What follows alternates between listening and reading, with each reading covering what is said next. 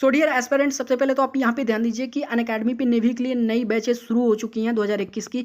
तो आप देख सकते हो 5 मई से, कब से 5 मई से ये एक नया बैच शुरू हुआ है जिसका नाम है मंजिल नेवी 2021। ठीक है, ये कंप्लीट बैच है आपका। ये कब से कब तक चलेगा? 5 मई से 30 जून तक। ठीक है, कब तक?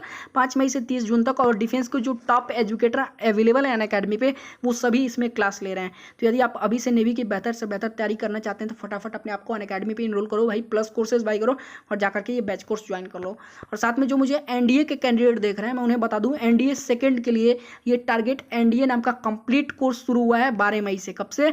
12 मई से कब तक चलेगा? 30 अगस्त तक।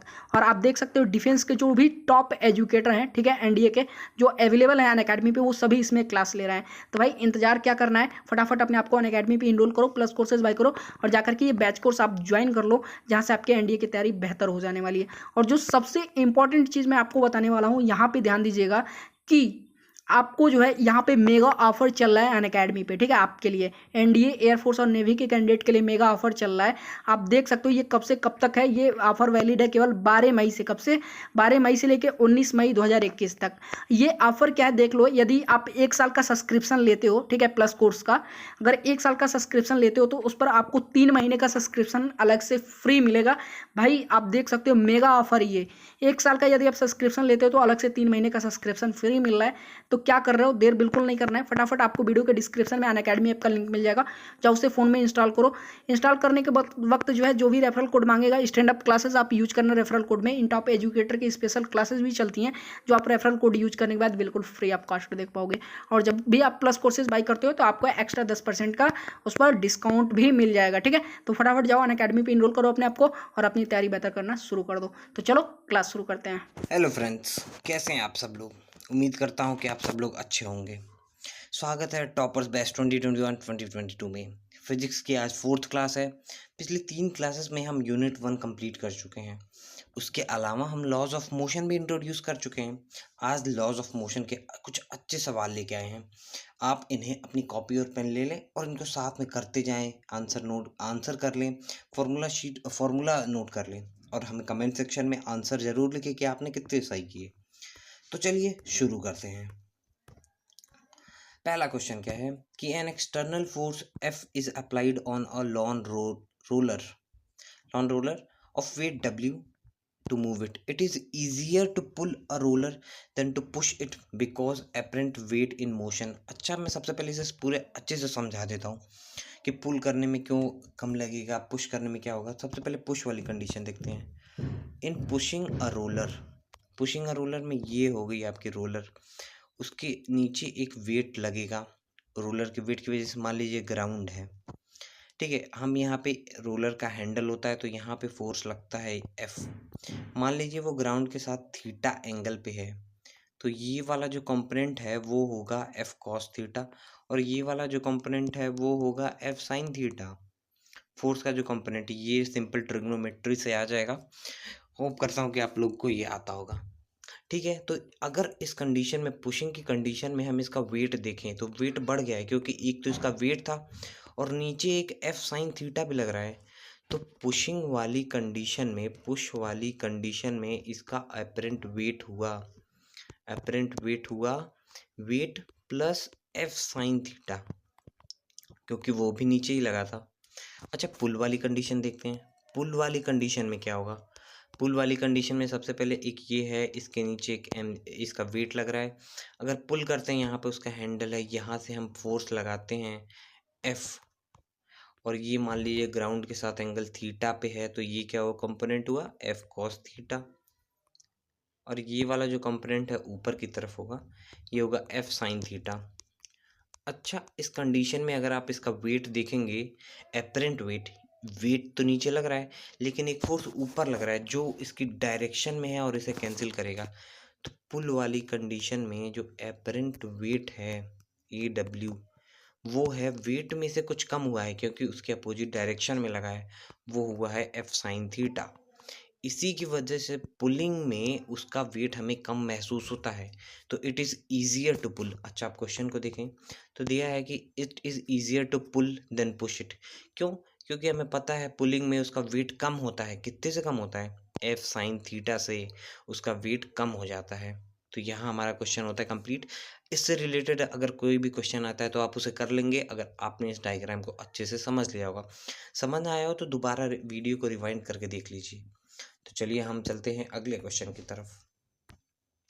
अगला क्वेश्चन है, if radius of revolution of a particle moving along a circular path is doubled and its angular speed, angle speed नहीं, ये होगा एंगुलर स्पीड जो है omega, is halved, then centripetal acceleration is. अच्छा, मैं इस क्वेश्चन को अगर समझा दूँ तो मान लीजिए एक कोई रिवोल्यूशन हो रहा है सर्कुलर मोशन जिसमें कोई रेडियस आर है और इसका ओमेगा है, ओमेगा, और इसमें एक्सेलरेशन है सेंट्रीपिटल एक्सेलरेशन ए।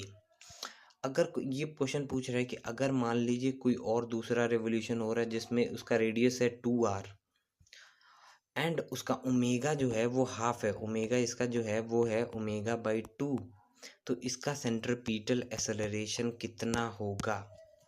अच्छा सिंपल है, सबसे पहले एक फॉर्मूला होता है A is equal to V square upon R, मैंने शायद पहले भी ये डिस्कस किया है, और v is equal to are omega, ये नया फार्मूला आप लोगों के लिए इसे नोट कर लें। एक फार्मूला होता है, अगर इन दोनों फार्मूले को मैं कंबाइन करूँ, A is equal to V square upon R, V की जगह क्या रखूँ, V is equal to are omega, तो यहाँ पे मैं रख सकता हूँ ओमेगा स्क्वायर, आर से एक आर कटा, बचा A is equal to omega square R, इससे हमारा आ जाएगा। तो A is equal to omega square यार, ये याद करिए, और इसके अगर मैं लिख लेता हूँ तो आर डैश, मान लीजिए जो नया वाला रिवोल्यूशन हो रहा है आर डैश उसे कर लेता हूँ, वो है उसमें रेडियस है 2r के बराबर, ओमेगा डैश जो उसका एंगुलर स्पीड है वो ओमेगा बाई 2 के बराबर है। इससे आप लोग एग्री करते हैं, ठीक है। अब ए डैश निकाला जाए, ए डैश क्या होगा, ओमेगा डैश का स्क्वायर, और आर डैश, ओमेगा डैश क्या है, ओमेगा डैश है ओमेगा बाई 2 का होल स्क्वायर, और आर डैश क्या था 2r। अच्छा, is equal to omega by 2 का हो, ए डैश क्या है ओमेगा बाई 2 का होल स्क्वायर यानी ओमेगा स्क्वायर बाई 4, और 2r, यहाँ से ये कटा, तो यहाँ से अंदर क्या बचता है ओमेगा स्क्वायर आर, तो फाइनल एक्सप्रेशन इसका ऐसा होता है, A dash is equal to 1/2 omega square R, जो कि होता है इज इक्वल टू ए, यानी A dash is equal to A by 2, तो फाइनली होता है ए डैश जो है ए बाई 2 हो गया है, यानी वो हाफ हो गया है, तो ये हमारा आंसर हुआ, ठीक है। तो यहाँ पे दूसरा क्वेश्चन होता है कंप्लीट, इसमें कुछ इंपॉर्टेंट फॉर्मूले मैंने बताए वो आपने नोट किया होगा। तो चलिए चलते हैं तीसरे क्वेश्चन की तरफ। तीसरा क्वेश्चन है, a body of mass m hits normally a raised wall with velocity v and bounces back with same velocity, the magnitude of impulse experienced by body is।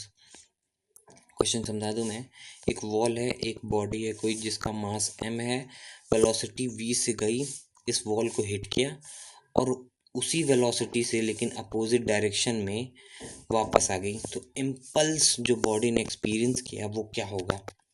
अच्छा, मेरे को इम्पल्स बताना है, इम्पल्स का फॉर्मूला मेरे को पता है एफ टी होता है। अच्छा, एफ का एक और फॉर्मूला मैंने बताया था, change in momentum upon change in time. अच्छा, एफ टी अगर ये लिखूं तो change in momentum is equal to F T. अच्छा, एफ टी यहाँ भी, एफ टी यहाँ भी, यानी I is equal to change in momentum, बस मेरा फॉर्मूला आ गया। अब चेंज इन मोमेंटम बस निकालना है, यानी momentum final minus momentum initial, ये है इम्पल्स के बराबर। मोमेंटम फाइनल क्या है, मान लीजिए यहाँ से ये बॉल गई वेलोसिटी v से, वापस आई वेलोसिटी v से, मोमेंटम फाइनल मान ली ये डायरेक्शन पॉजिटिव है, माइनस मोमेंटम इनिशियल मास, लेकिन यहाँ पे इस डायरेक्शन में है पॉजिटिव, ये डायरेक्शन में, तो ये वाली डायरेक्शन क्या हुई, नेगेटिव हुई, तो माइनस v हो जाएगा, क्योंकि वेलोसिटी एक वेक्टर क्वांटिटी है। अच्छा, इसे मैं पूरा कंप्लीट करूँ तो एम वी माइनस यहाँ भी था और माइनस एक वेलोसिटी में भी था, तो ये दोनों मिलके हो गए प्लस एम वी, फाइनल हो गया 2mv, ये हो गया इसका कंप्लीट सोल्यूशन, तो बी आंसर इसमें सही है। चलिए अगला क्वेश्चन देखते हैं। अगला क्वेश्चन है, a force of 6 Newton acts on a body at rest and having a mass 4 kg. During the time of application of force, the body attains a velocity of 30 meter per second, the time for which body acts on board force act on bodies. तो इसमें क्या है कि एक body है कोई सी भी, ये है बॉडी आपकी मान लीजिए, उसके ऊपर एक फोर्स लगा जिसकी वैल्यू दी है 6 न्यूटन। वो किस टाइम के लेगा ये हमें नहीं पता, लेकिन इस बॉडी का मास दिया है 4 kg, और उसके बाद बॉडी की जो फाइनल वेलोसिटी हुई, पूछ रहा है किस टाइम के लिए फोर्स लगा। अच्छा ठीक है, हम पता कर लेंगे। F is equal to mass, लिख दो m मेरे को पता है v minus u by t, लिख दो। कहाँ से आया? v इज इक्वल टू ये आया है आपका v is equal to u plus a t से, v minus u upon t, बस वैल्यू रखने की ज़रूरत है। f क्या था? ये हमारा फाइनल एक्सप्रेशन बना था m v minus u by T. Force क्या है? 6 न्यूटन। मास कितना है? 4 kg। v क्या है? 30। इनिशियल क्या थी? 0। चलिए, और टाइम हमें पता करना है, बस एक बार इस वैल्यू को देख लीजिए। तो ये हो गया t is equal to 4 into 30 upon 6, 6 से ये कट्टा 5, t is equal to 20 second. Answer इसका बी। तो ये हमारा क्वेश्चन होता है कंप्लीट। अगला क्वेश्चन देखते हैं। A ball is dropped from a spacecraft revolving around the earth at a height of 12 km. The ball will, तो ये होगा continue to move with the same speed along the original path of satellite। ये है क्योंकि satellite revolve कर रही है तो बॉल भी उसी डायरेक्शन में रिवॉल्व करेगा। ये सेम सिंपल कॉन्सेप्ट है, इसे आप ग्रेविटेशन में भी पढ़ेंगे कि सैटेलाइट वगैरह के बारे में जब हम पढ़ेंगे तो इसे डीपली डिस्कस करेंगे। तो ठीक है, अगला क्वेश्चन देखते हैं। अब person of mass 60 kg is inside a lift of mass 940 kg and presses the button on control acceleration of 1 meter per second. If g is 10 meter per second, then tension। अच्छा ठीक है, तो इस सबसे पहले मैं एक कंडीशन ये समझा दूँ। तो एक लिफ्ट है, इसमें कोई पर्सन है और लिफ्ट का भी कुछ मास है। मान लीजिए पर्सन का मास है m, लिफ्ट का मास है बड़ा m, कैप्टन पर्सन का मास है ये वाला है, और टेंशन हमें पता है कि टेंशन हमेशा लिफ्ट में ऊपर लगता है और ये वेट हमेशा mg नीचे लगता है। एफ नेट क्या है? ऊपर लग रहा है, यानी फाइनली एफ नेट ऊपर लग रहा है, ये वाली कंडीशन है। तो अगर मैं इक्वेशन फॉर्म में इसे लिखूँ तो एफ नेट की वैल्यू क्या होगी? एफ नेट जो नेट फोर्स है, किसकी डायरेक्शन में मूवमेंट हो रहा है? टेंशन की, क्योंकि टेंशन ऊपर था, ऊपर ही तो जा रही है। और माइनस में क्या होगा? क्योंकि ये एम जी नीचे लग रहा है, जो एम जी है, ये एम है वो पर्सन का भी मास इंक्लूडेड है और लिफ्ट का भी मास इंक्लूडेड है। तो हमें इसमें टेंशन ही पता करना है। तो ठीक है, tension is equal to F net plus m g. अच्छा, ये एम है, ये टोटल मास है। ये एफ नेट को मैं लिख सकता हूँ मास इंटू एक्सेलरेशन, और एम जी प्लस जी, ये वाला जो एम है मैं बार बार बता रहा हूँ ये टोटल मास है। तो टेंशन फाइनली क्या हुआ? टेंशन हुआ एम। टोटल मास कितना होगा इसमें? अगर मैं टोटल मास देखूँ तो 940 प्लस 60, 940 प्लस 60 ये हो गया 1000, और ए प्लस जी कितना हुआ? ए प्लस जी हुआ 11। तो टेंशन फाइनली आया क्या था हमारा? टेंशन आया था एम ए प्लस जी। जो एम था वो टोटल मास था, ये हुआ था 1000 और ये हुआ था 11, तो आंसर आया 11,000 न्यूटन। ये हुआ हमारा क्वेश्चन कंप्लीट। अगला क्वेश्चन भी लिफ्ट पे है। ये क्वेश्चन अच्छे होते हैं और एक क्वेश्चन अक्सर पेपर में आते हैं। इसमें the mass of lift is 2000 kg, कोई पर्सन नहीं है इसमें। When the tension in the supporting cable is 28,000 then the acceleration is. अच्छा ठीक है, तो सबसे पहले ये लिफ्ट मान लीजिए ये है, और अगर हम इसमें कोई सा भी डायरेक्शन ले लेते हैं, मैं कन्वीनियंस के लिए अपवर्ड मान लेता हूँ, लिफ्ट ऊपर जा रही है, टेंशन में हमेशा ऊपर ही लगेगा, mg नीचे लगता है।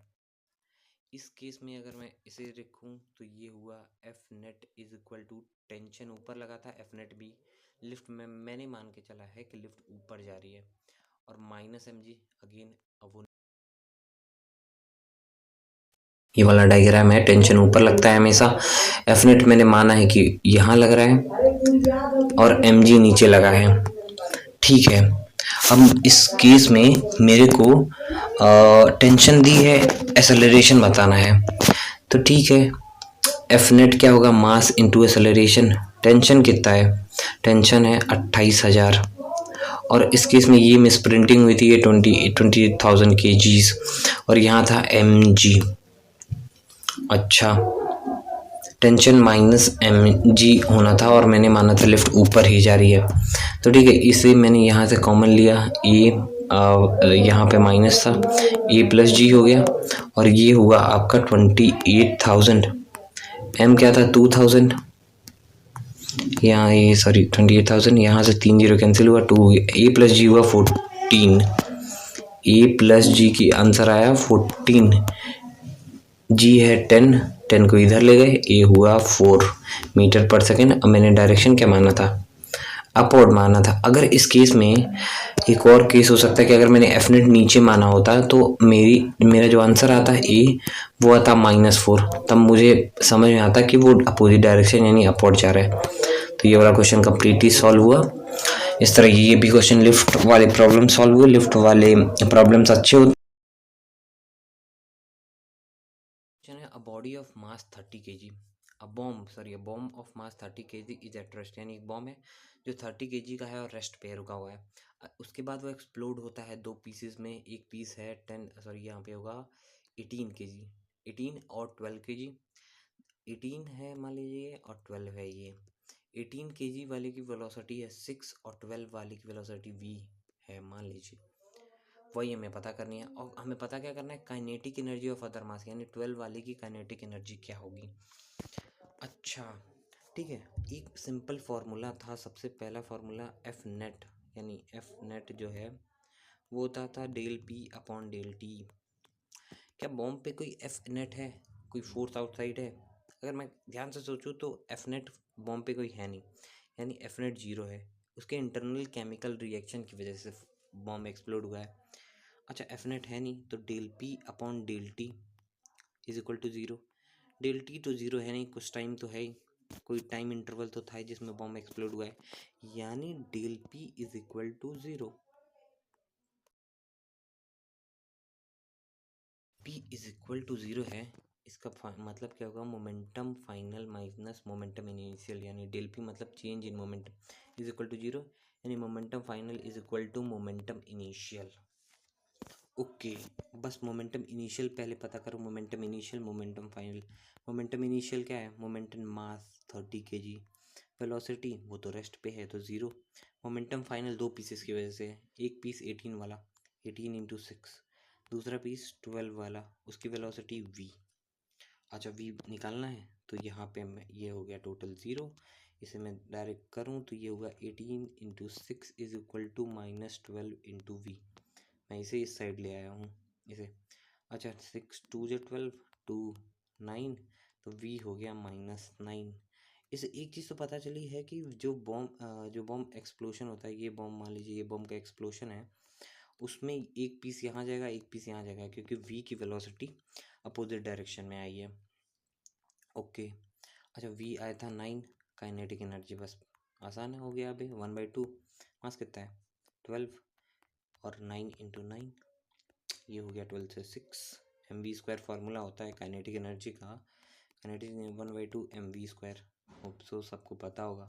1/2 मास हो गया 12 और वेलोसिटी हो गई 9 इंटू 9, ये हो गया 6, 9 9 जा 81, 6 1 जा 6 6 6 जा 48, 486 जूल। तो हमारा ये भी क्वेश्चन हुआ कंप्लीट। अगला क्वेश्चन है, when we heat ice in a pot after converting it into water, water level remain same, conceptual question, simple question complete हुआ। और लास्ट क्वेश्चन है, the standard unit of measuring frequency is hertz, ये भी complete हुआ।